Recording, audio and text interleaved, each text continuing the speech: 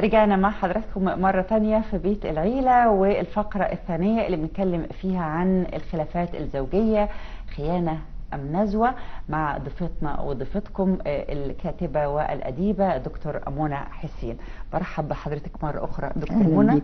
قبل الفاصل حضرتك قلتي حاجة جميلة قوي، اللي بتهون عليه نفسه بيهون على الناس. بالظبط كده. فانت كده محملاها الذنب ان هي عملت كده، شالت حملين وشالت اكتر ما هي تتحمل، ونسيت نفسها واهملت نفسها ونسيت الزوج، وبالتالي هو نتيجة لهذا الامر تزوج عليها.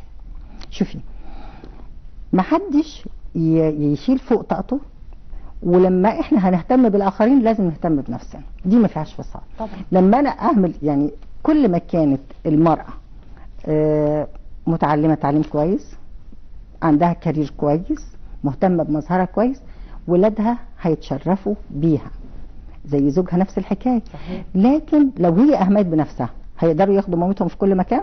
لا طبعا. هي قللت من نفسها. طب ليه تعملي كده في نفسك؟ ليه؟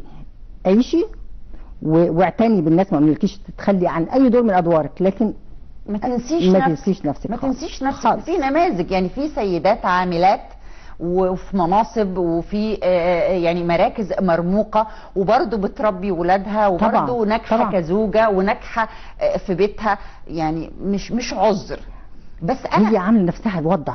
هي ناجحه وعامله ده كويس لدرجه كل اللي حواليها مقدرين النجاح، برغم انها متحمله مسؤوليات البيت والاسره اللي هو الدور الرئيسي، ما نتخلاش ابدا وانه هو دور استثنائي، ده الاساسي، البيت وتربيه الابناء والاعتناء بالاسره كامله.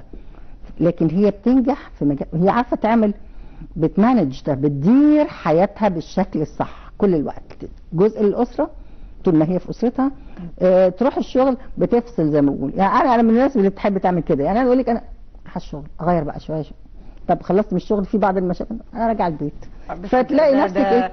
ذكاء عشان يعني تخلصي. انا بستغرب يعني اللي بينقلوا مشاكل الشغل لا للبيت خالص. واللي بينقلوا مشاكل البيت للشغل في الشغل. لا انت خالص، ده مش مكانه. يعني لا. ان انا اتناقش في ظروفي وفي حياتي، ولا من حقك ولا من حقها تعرف عني ان هم يعرفوا بيتي فيه ايه او بالزبط. خلافاتي او حياتي. ليه اطلع اسرار بيتي في مجال عملي او في وسط يعني زمايلي او غير؟ لا خالص في اي مكان.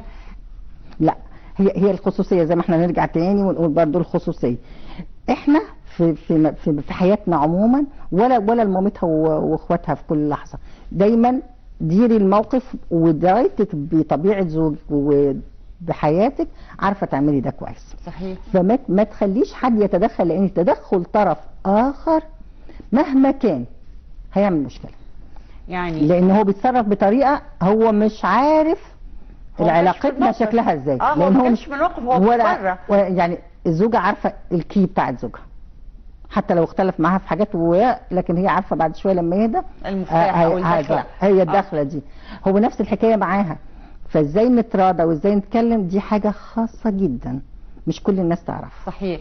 فلا حتى لو كان اقرب المقربين، ما انا بقول لو كان الام حتى يعني بيتصالحوا وبيرجعوا، والطرف اللي تدخل ده يا عيني هو شال الليله كلها، شالها الاسوأ في روايه احدهم. بالظبط كده.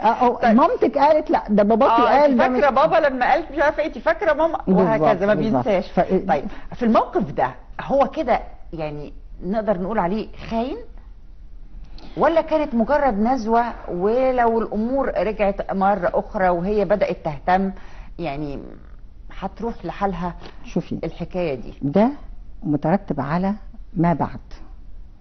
يعني لما يتجوز الزيجة التانية أو كان على علاقة بحد تاني، حس إنها فاهماه أكتر، هي عاملة له أكتر، والزوجة زي ما هي نايمة في المية، زي ما هي مش معاه أصلا ومش عارفة هيلاقي نفسه في الزواج التاني، لان الزوجه الثانيه ذكيه وعرفت، زي ما عرفت تجذبه في الاول هتعرف تستمر معاه، يبقى هنا هيكمل، مش هتبقى ولا هتقوليها خيانه ولا الاخطاء اللي وقعت فيها الاولى. بالظبط كده. فهي الاولى هنا لازم تبقى انا يعني شفت بعض نماذج انها بتعرف ان زوجها اتجوز عليها فعلا، وما بتقولوش وما بتعاتبهوش. دي ذكيه.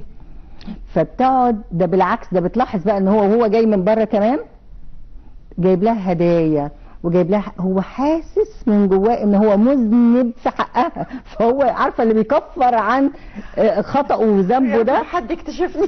فهو كده زي الفل، وهي عارفه من اول لحظه، عارفه وملاحظه وفاهمه وشايفه كل حاجه، لكن هي ساكته عشان هي حريصه على بيتها، حريصه على اولادها، حريصه على عمليه الهاء كده عشان تنسى هو كان فين طول النهار او انت طول الاسبوع فين، او بيكفر عن ذنب هو عارفه ان هو ما قالهاش وخيرها. الذنب بالفعل يعني تجاه الزوجه الاولى في حاله سواء كانت يعني خيانه او كانت زيجه اخرى. ليه بقى؟ لان هو عارف ان التقصير من الزوجه ناحيته عشان هي شايله ادوار، هي ادواره هو عارف كويس جدا وفاهم، لكن هو لان خليها قايمه بدول وانا خلاص انا محتاج ان انا حد ياخد نفسي، يعيش معايا، نقدر نخرج مع بعض، نقدر نيجي مع بعض، لكن هي خلاص دي باعتني وبقت ام ومسؤوله عن بيت بس. فانا مش ضدها، بالعكس انا متمسك بيها جدا. اوعى تفتكر ان زوجها تقولي له انت متضايق من مراتك، ما اقدرش استغنى عنها. هو عايزها عشان الادوار المهمه دي، عشان الولاد، ما هي عشان ادوار الولاد والمسؤوليات دي. سابت البيت هيشيل مين هو؟ والولاد هتضيع. بالظبط كده، وما يقدرش يشيلهم، فيبقى هنا المسؤوليه بقى مش هيقدر يقوم بالدور اللي كانت بتقوم بيه خالص. طب كده يبقى اناني. هو اناني بنسبه، بس خدي بالك من حاجه، لو الزوجه تعنتت وقالت لا ودي خيانه وانا مش هكمل معاك وانا هسيب لك الدنيا كلها وماشيه وممكن اخد الولاد ده من حقي لو صغيرين و ممكن افتح باب للزوجه الثانيه او الست اللي بيعرفها تاني ان هي تصطاد هنا اكتر، توسع الجاب. ايوه، وتوسع الجاب بينه وبين مراته. لا كانت بتحبك ما كانتش عامل كده، لا ده هتحسي ان في حد بيتآمر، بيتصيد، عشان يتصيد بقى الموضوع ويبتدي ياخدوا لصفه شويه. صحيح. فبدل ما بنحل احنا بنعقد اكتر، والولاد هنا زي ما حضرتك قلتي في المقدمه هيتضرروا طبعا، فهيتاذوا. ارجع بقى يعني اتنازل بعد ما الناس كلها تتفرج عليا. ما انا بتقول حفظ الكرامه في الاول، لا ده ما الناس هتتفرج كده، لا ده انا بلم وبمشي بيتي وبستر الدنيا زي ما بيقولوا علشان انا وولادي. مفيش كرامه ما بين الراجل وزوجته او الراجل ومراته؟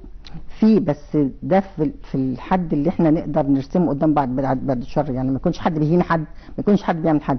اما دي لا في الموقف ده او في الموقف ده تحديدا حضرتك قلتي دي في بعض الحالات بتبقى عارفه بخيانته او ان هو اتجوز عليها مره ثانيه وما بترضاش ان هي تصارحه وما بترضاش ان هي تقول له، بل بالعكس يعني انا شايفاها ان هي ست ذكيه جدا جدا وبتحاول ان هي تعالج اي ضبط النفس او اي هي دي عامله ضبط النفس صح. ايوه وتظبط وبتلاقيه يرجع مره ثانيه. بالظبط. في واحده ثانيه بقى بتقول لك ايه، لا انا طالما ان انا عرفت خلاص مش هقدر ان انا اكمل معاه علشان كرامتي، وهو خلاص هيكررها مره واثنين وثلاثه، سواء بقى سميناها خيانه سميناها نزوه، انت عرفتي وما عملتيش حاجه.